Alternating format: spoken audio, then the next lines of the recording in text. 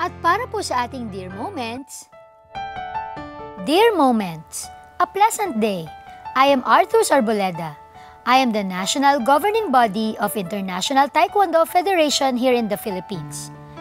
My simple request is an interview for sponsorship in line with our upcoming event entitled ITF PTU Seminar Promotion and Accreditation. This will be facilitated by our very own kababayan, the pioneer of Taekwondo here in the Philippines. I am hoping for your favorable response. Respectfully yours, Arthus Arboleda. Kasama nga po natin ngayon sa Dear Moments si Mr. Arthus Arboleda at syempre si Rofelyn Corrales. Hello! Hi, ma'am. Kumusta po? Kayo po ay from International Taekwondo Federation. Opo, Ayan. Nung kayo po ay nag-email sa amin sa Dear Moments, ay mayroon po kayong isasagawang event sa April 23. Ito po ay tungkol sa seminar and promotion in line with the upcoming event, World Taekwondo Championships sa Italy 2015. Wow. Pinaghahandaan po namin yon para lalong humusay yung mga player natin. At yun nga po, isa nga po kami sa makikipag-compete sa upcoming event. Hinihiling din po namin sana na kami ay masuportahan sa event na ito. May iba't ibang bansa po ba ang kalahok din dito? Opo. Marami po. Karamihan po mga European po eh. Aba, nako. So pagka po ba ganun, hindi ba medyo nakakakaba, no? Kasi Medyo. syempre ang mga Europeans medyo iba ang built, di ba? Medyo mas malalaki sila. Pero syempre hindi naman magpapahuli tayo mga Pinoy, ano? So from International Taekwondo Federation po ang ating ipapadala doon, ano? Pero Sir Arthus, kayo po ay nagtuturo rin, di ba, ng Taekwondo. Opo. Paging sa mga bata po ba? Opo. Actually, nagtuturo po kami 5 years old. Minsan may pumapasok po sa amin 3 years old. At syempre si Rofelyn, isa po sa inyong mga estudyante. Opo. Rofelyn, at what age ka nag-umpisang mag-taekwondo? 15 years old po, ma'am. Ngayon, ilang taon ka na? 19 years old na po. So mga ilang taon ka na rin, ano? Bakit? Naku, kababaeng tao, no? Kaya nga akala ko nung una, parang mga lalaki lang, ano, pero syempre, alam naman din natin na kayang-kaya na rin yan. At marami na rin mga kababaihan natin, di ba, ang nag-aaral ng taekwondo. So ikaw, bakit ka nag-aaral ng taekwondo? Una po, gusto ko pong maka-experience nung, yun nga, una, self-defense. Tapos, pangalawa po, gusto ko pong kumumpit, yun. Gusto rin niya makipag-compete. So ito ba ay nakipag-compete ka na ba, ever? Opo, maraming beses na po. Aba, naku, congratulations. Ganun ba? Napaka-husay naman. At saka, di ba, bilib ako doon sa mga babaeng, let's say, katulad niyan, taekwondo or martial arts, di ba? Kasi mas kilala ang mga kalalakihan sa ganyang larangan, di ba? Pero ito, may mga matatapang tayong mga babae, no?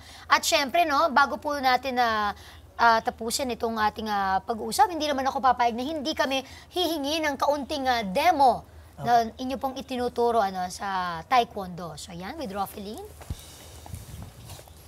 Ay, ganun, may baw-baw. Patamaan po yun. Sige po. Charyo.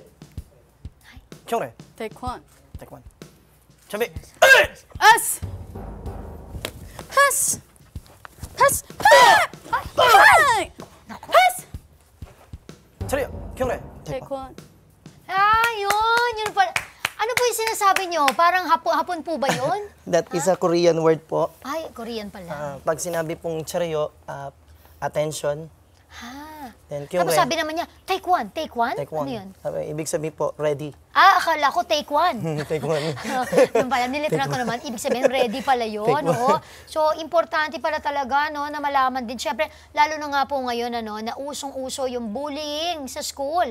Kayo po nagtuturo, teacher din po kayo sa school, di ba? Sa high school po, sa Infant Jesus Learning Academy. Hi po kay Sir Jason. So, muli po, anyayahan nyo yung mga, baka po maaaring mag-sponsor sa inyo, sa inyong darating na event sa April 23.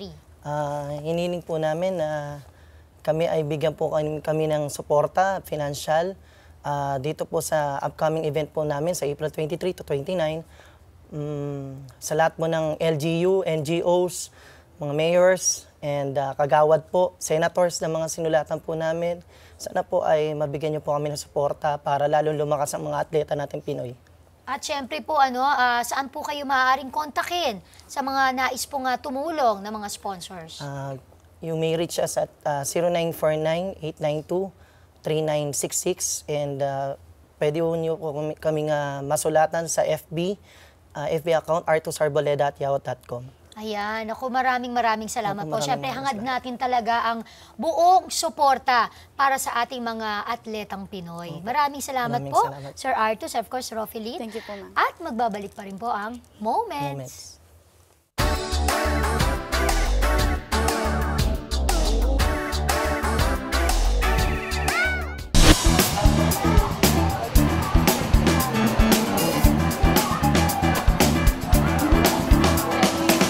Hello kids and welcome to another episode of Kiddie Moments. And today we're going to do Taekwondo class.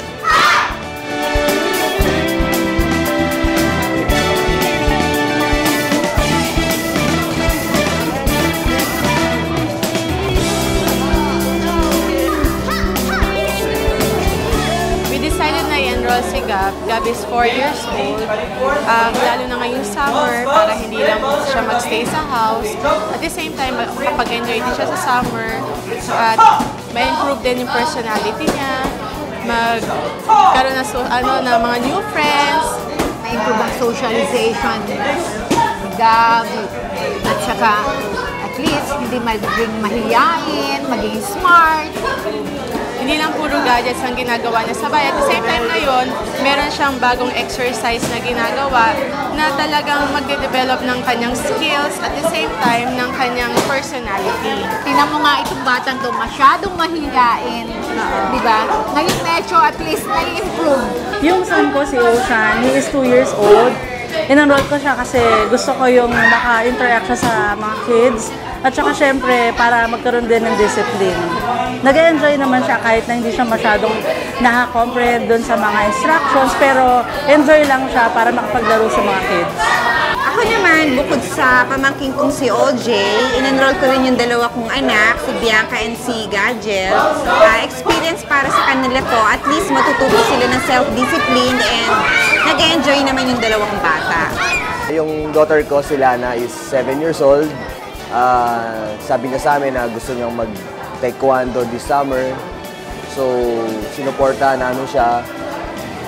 Pinag-train namin siya dito sa taekwondo. Gusto rin namin ma-enhance yung pakikisama sa ibang bata kasi medyo wala siyang kalaro sa bahay. So, ngayon, ito, nakikita namin malaki improvement niya. Marami siyang mga naging kalaro. Natutuwa ako at nag-enjoy siya sa taekwondo. This is Kylie and she's 2 years old. Sinali namin siya sa taekwondo kasi plan talaga namin mag-asawa na i-engage siya sa mga physical activities. Tsaka ang cute kasi nila pag naka-uniform. So kahit na bata pa sila at medyo yung attention span nila is maikli lang, nag-enjoy naman sila, nakaka-follow naman sila at first. And then yun, play na lang yung sunod. Tapos nagkakaroon din sila ng maraming friends. This is Aaron. He's 2 years old. Sinali ko siya sa taekwondo para ma-expose siya sa sports. Tsaka para habang lumalaki siya, yung lungs niya, syempre medyo meron siya problem. So, para hindi siya magka-ano ng sakit, in-expose namin siya sa sports.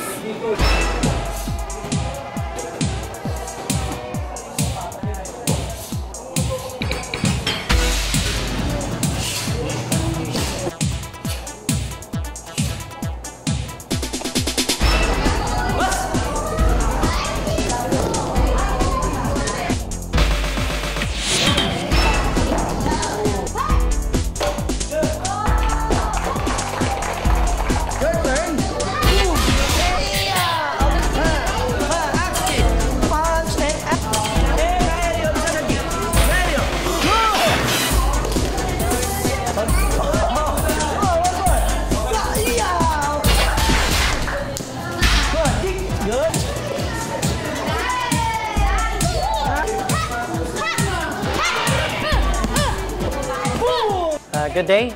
This is the International Taekwondo Federation, Philippine Taekwondo Union. We are inviting you to join this summer class. We are offering the Taekwondo class for from 4 years old above. There are several kinds of competition of ITF. We have Matsogi, or what we call as sparring, and we have our tool, or what we call as pattern in English. This is what we call as pattern or a form, like this. Encouraging your child in martial arts may develop their perseverance, self-control, and of course their indomitable spirit.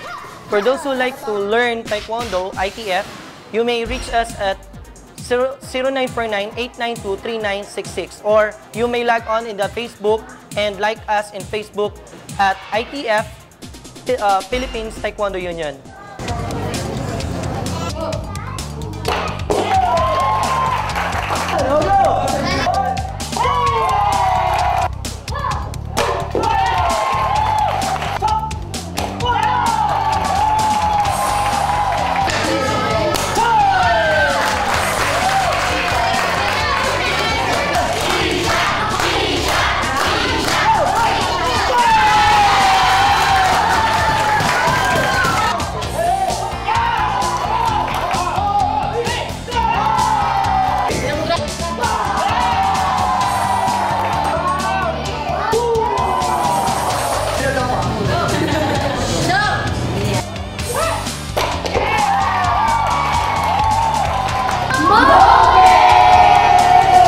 That was so much fun. See you guys again next time here in Kiddie Moments. Taekwondo!